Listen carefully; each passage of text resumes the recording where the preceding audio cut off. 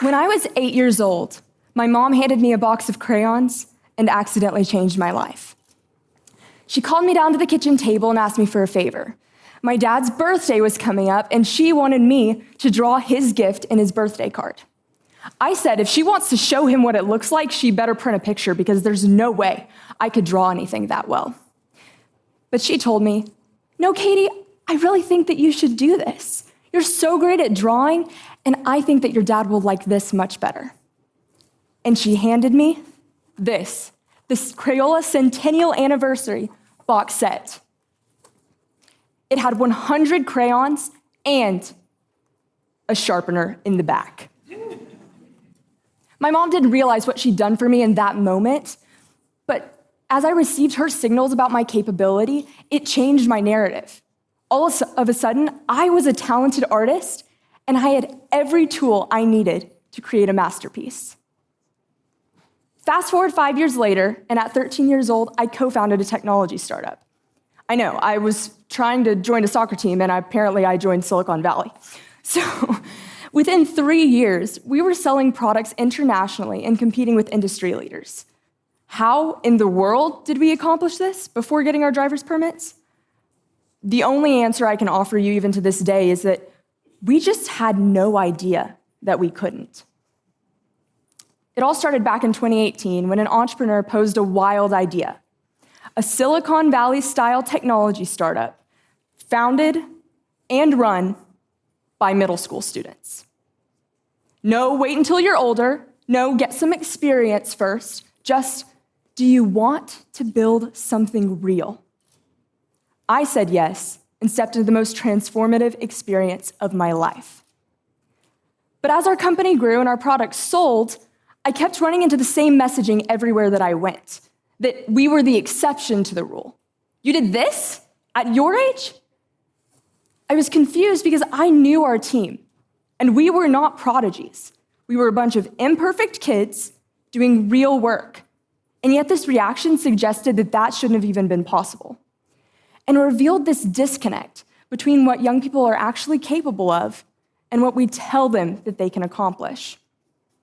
You see, there are millions of ambitious students out there doing everything that we ask them to do. They get good grades, they play sports, they join clubs, they stay out of trouble and stay busy, and then we signal to them that that's enough for now. The narrative is color inside the lines. You'll have time to dream big later. And when that's the story that young people hear every day, eventually they stop reaching into the box. But if these limitations are learned, that means that they can be unlearned. So let me tell you what I've learned. Young people will color with whatever crayons you place in front of them. Most just have the basic box, go to school, play a sport, do your homework. And those are all good colors, but they're very limited colors. We have a responsibility to show them that there is so much more. We have to disrupt our idea of what success is for young people and stop drawing these arbitrary lines about their achievements. And then we have to provide them with the real tools they need to succeed, or what I call the 100-count box, just like my mom did at the kitchen table. When we typically think about outliers, the abnormally successful, we usually associate them with certain inborn talents or aptitudes or maybe a certain IQ. But I'm here to tell you that outliers are not self-made. They do not exist in a vacuum. In fact, their success is almost manufactured. Outliers are not born. They are created. There's a really interesting point made by Malcolm Gladwell that I'd like to tell you about in a moment. But first, I want to show you the formula that we're working from. So if outliers are repeatable, that means there must be a formula that we're working from, right? Right? So this is my formula.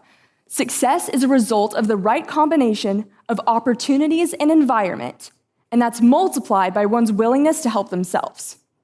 So like I said, Malcolm Gladwell, one of my favorite authors, talks about the way we view super successful people, and I think it's a really interesting point. He says, we often marvel that our world would allow a 13-year-old Bill Gates to become a world-changing entrepreneur. But what we should be asking is, why did our world allow only one 13-year-old boy to do that? If you ask me, I think we made the other 13-year-old boys stick to the 8-pack of crayons. I'm going to ask you to disrupt that narrative. And to do that, we have to accomplish 2 things. First, we have to stop drawing the lines for young people, indicating to them what they're capable of. And second, we have to provide them with the real tools that they need to succeed. So in the next minutes, I want to give you a few practices that are applicable to every individual, priming them for creating stratospheric success.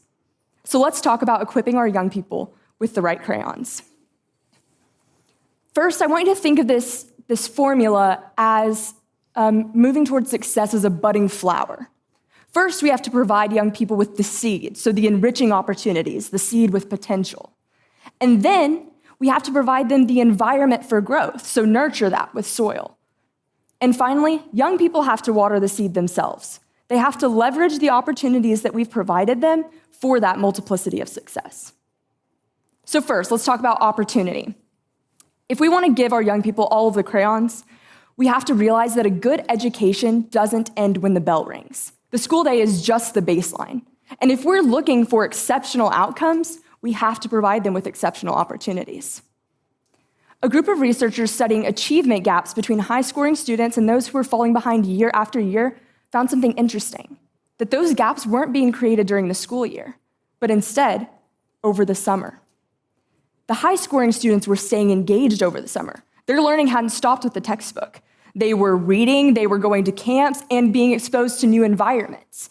But on the other hand, the kids who were falling behind were slowly spending their summers in intellectual isolation without exposure to those new experiences. Exposure to enriching experiences matters.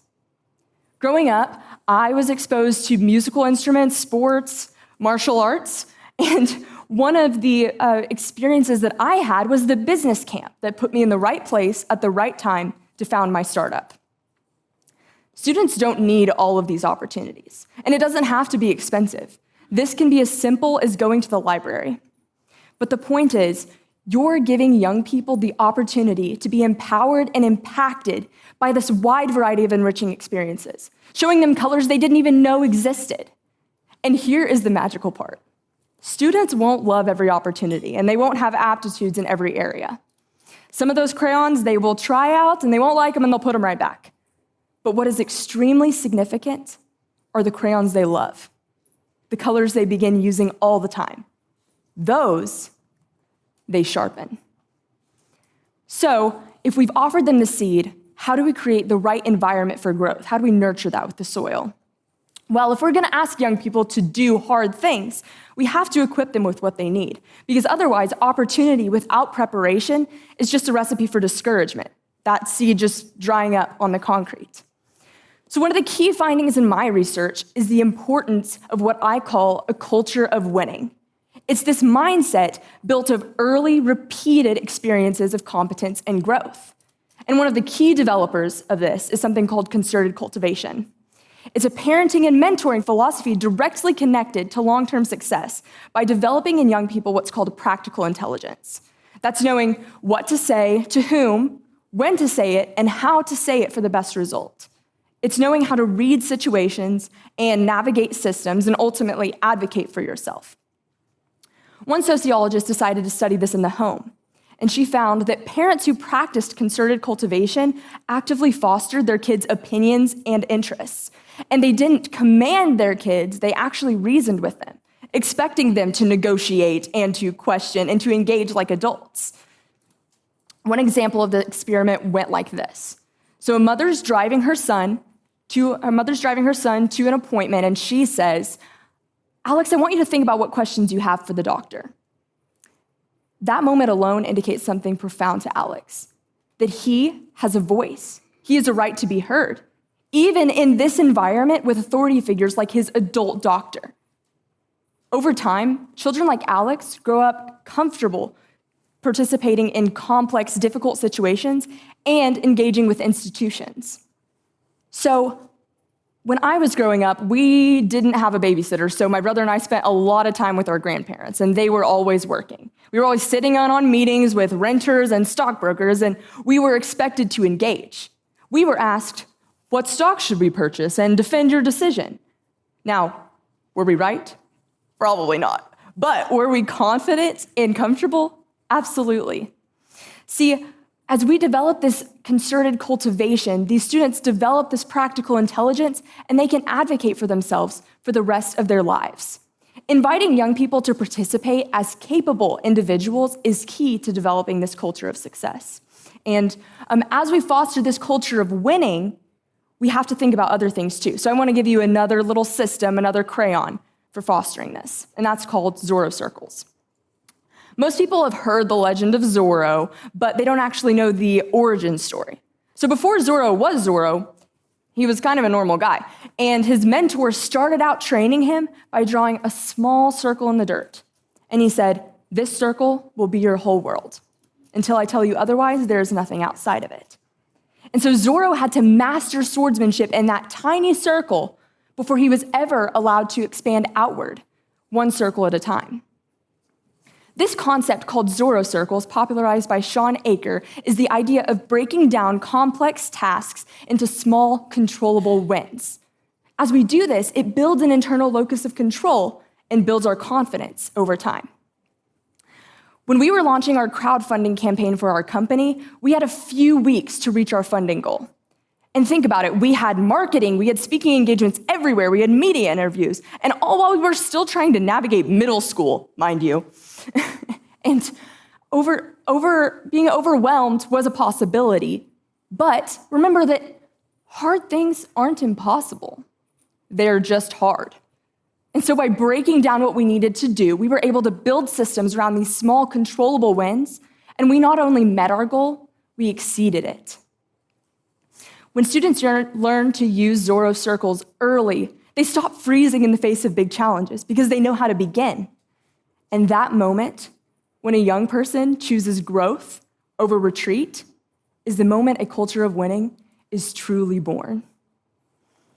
So the last part of the formula is helping yourself. There's no arguing that success takes hard work and grit. But nobody just wakes up one day and loves hard work just for the fun of it. It takes positivity and endurance and self-discipline. And those things aren't born of anything except for a mindset. So in our remaining minutes, I want to give you 3 equipping crayons that will help our young people develop the right mindset to help themselves. First, positive psychology has found that the greatest predictor of success and happiness is one's social circle. We often hear, you become the 5 people that you spend the most time around. And it's because it's true. But what really determines quality of success is the quality of that circle. So let me ask you, what are our young people becoming like? Are they becoming like the people in their class? Or maybe influencers on Instagram?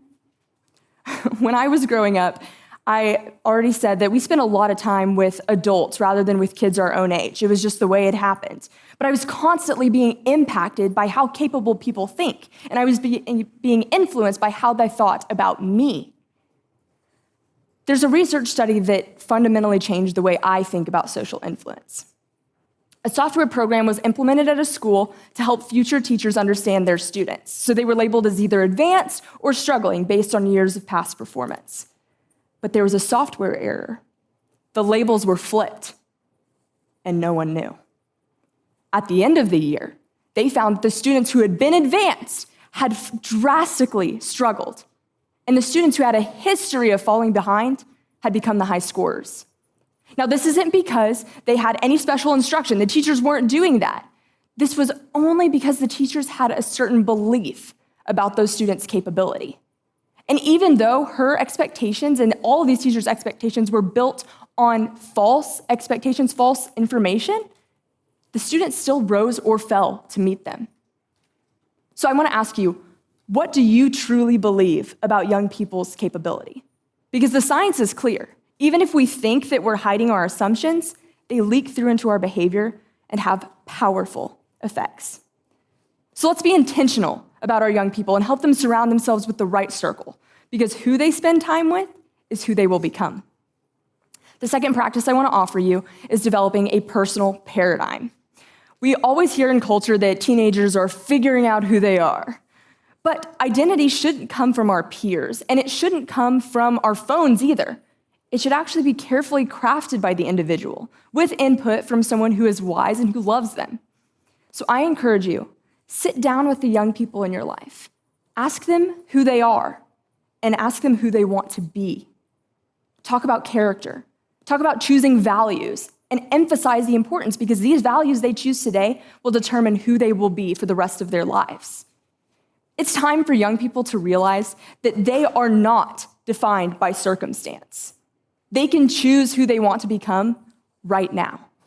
And it's critical that they know this early, because otherwise, the world will try to define them for them. The final equipping crayon I want to give you today is concerning happiness. Positive psychology and neuroscience have told us that success is not the bringer of happiness, that actually happiness is our starting point. We have to start there. It's more like a skill that we develop over time, and it raises our baseline for well-being. But it's really easy to just say, everybody be happy. But the real question is, how do we negate those negative thought patterns? Well, the answer is really simple. It's gratitude. I recommend the practice of just keeping a gratitude journal, writing down 3 things every day that are special to you, and that's all it takes. That's all it takes for what Shawn Achor calls the Tetris effect to begin working. See, a couple years ago, I bought a Bronco, a car, not a horse, Arctic white, and very special stylings and everything, super excited. I was driving around, and guess what happened? I saw white Broncos everywhere. Why does that always happen? Well, it's because of the Tetris effect. You see, our brains are constantly scanning the world for patterns to help us survive and thrive. And when we're doing this, it really comes down to, what are we looking for? Because we're really great at finding it. In short, when it rains, it pours. But by practicing gratitude, we train ourselves to notice the rainbow first. And when we leverage gratitude and creating a personal paradigm and are very concerned with who we put in our social circle, we develop the right mindset to help ourselves. And when we combine that with enriching opportunities and the right environment, one that brings a culture of winning, lightning strikes. My story was surprising to a lot of people, but not to me. I had found my passion, building a business. And at 13, I was just figuring it out. But with the right opportunities in the environment I was provided, and because I was willing to fight for what I wanted, I found success. But my story could have been quite different. But instead of the normal messaging that young people receive, I had adults who said, "Why not you? Why not now?" Young people don't need us to protect them from the real world. They need us to equip them for it. So here's my challenge. Stop drawing the lines for young people. Stop telling them that success starts later. Give them the opportunities and create the environment and help them learn to fight for what they want. Give them the big box of crayons.